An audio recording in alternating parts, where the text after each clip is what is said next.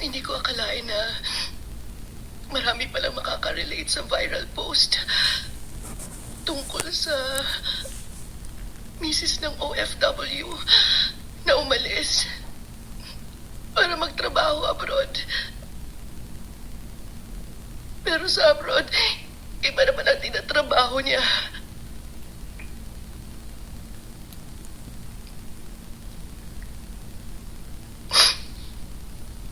Ako si Velma. Kwento ko yung naging usap-usapan online. Isa akong babae na nagtiwala sa pagmamahal ng ka-live-in partner niya.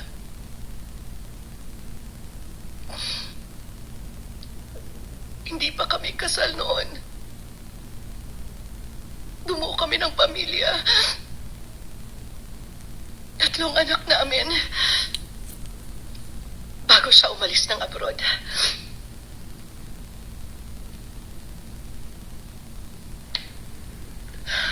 Maganda naman yung usapan namin.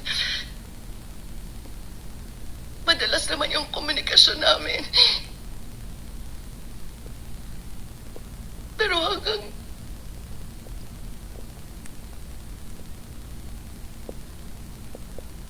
tinabangan na lang siya sa akin. Hindi na niya sinasagot yung mga tawag ko.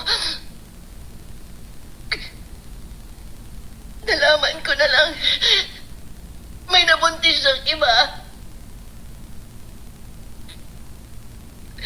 Yun ang pinakasalan niya. Gumawa yung mundo ko. Hindi ko alam kung anong gagawin. Kulong-kulo yung isip ko. Paano na? Paano na mga anak namin? Paano ako makakapag-umpisa muli?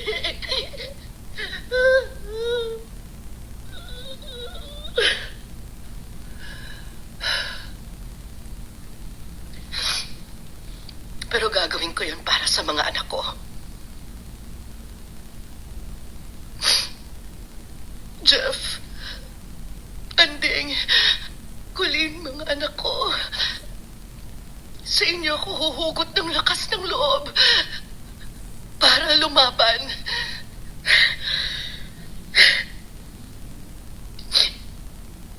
At para sa lahat ng lumalaban na katulad ko, kapit lang po tayo.